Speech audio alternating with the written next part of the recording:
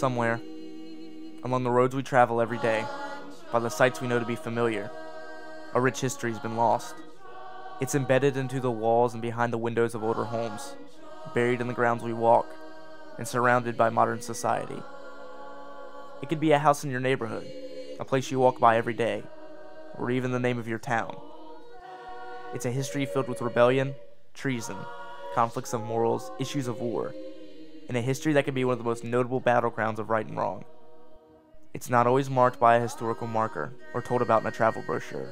It's been lost, covered by an ever-progressing world, but recently rediscovered, revealing startling facts about an area few know to be important to American history. The Burlington 37 Cemetery, tucked away down a side street, surrounded by a small neighborhood. Here stands a reminder of the history we seem to have forgotten. A monument stands, bearing the name of 37 freed slaves, who finally reached the promised land of freedom. But this serves only as a gateway to information. Runaway slaves believed wholeheartedly that freedom was a right worth dying for. Ohio was in many ways a freedom line.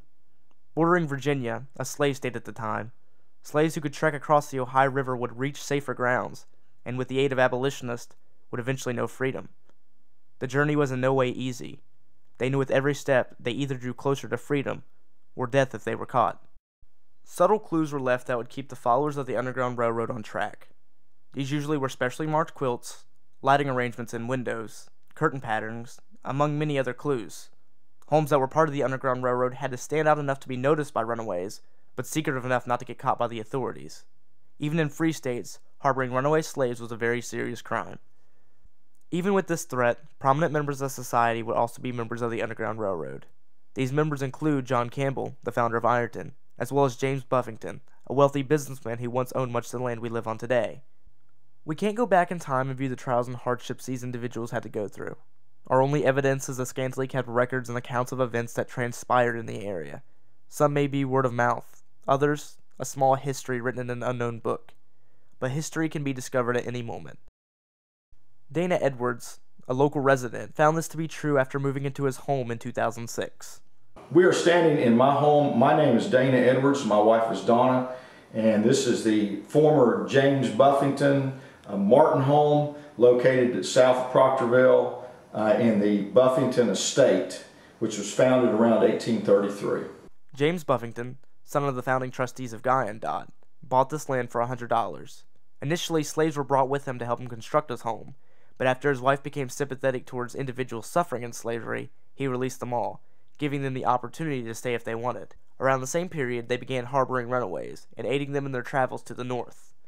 They decided in, I guess it was in 1850, somewhere in that area from what I can understand, to start harboring runaway slaves. Well, it's a great place because it's high point, you could see the river. They could come up the Guyandotte River. They could see across into Ohio, which was free. And if they could get into Indian Guyan Creek and make it up and along this ditch, there is a tunnel that runs from this ditch here behind the house. Used to run into the house, and they would come up at night into that tunnel, into this house, and I'll show you the trap door here in a little bit that they came up through. Mr. Edwards toured us through his home, offering insightful information about James Buffington's involvement in the Underground Railroad. First showing us the trapdoor used to lead slaves in and out of the basement. That is not the original trapdoor. The original trapdoor was cut very close, from what we understand, so that they couldn't see it. You couldn't really tell what it was by looking at it from the top. As well as the entrance to the attic. They took them up into the attic, and the boards are still between the rafters where they would sit. The sweat from those people is still embedded in those little boards. Runaways were forced to sit in the attic all day, until nightfall came and they were allowed to be escorted to get away as well as aid. The Underground Railroad did not stop there. Many runaways did not feel truly safe until reaching as far north as Canada. While there were many trails and posts, slaves had to be vigilant on their journey to not fall victim of slave traders who would hunt down those on the run. By following clues given to those by the abolitionists at railroad posts, as well as finding areas like getaway and aid, they were able to make their way farther north along to the path of freedom. There is still much to be learned, Many questions that still linger in the minds of locals. And I'll be sitting in there waiting, waiting for the wood to catch, and it's almost like there's somebody looking over my shoulder. Still many clues to unravel, stories to hear, and discoveries to be made.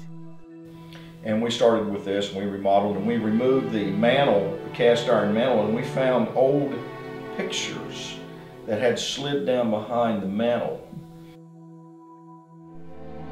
The Underground Railroad that led to the north was extensive, secretive, miraculous, and dangerous. Men of honor and prestige would risk their reputations and lives to help humans that many in the country still viewed as mere property. James Buffington, Jacob Proctor, and John Campbell, all men of wealth, who looked beyond racial indifferences, social stigmas, and the law to fight for a cause they believed in. And this area is only one stop on the path to the north. For some, it would be the last stop. For others, only a mere passing in their search for equality. These stories of risks and of valor have been lost in the folds of time. They may be rediscovered in the floorboards of an old home, between the creases of a tattered book, or even retold by word of mouth of a relative or neighbor. Though the memory is faint, these small testaments may one day collide together to provide a robust history of all the amazing events that really occurred in this area.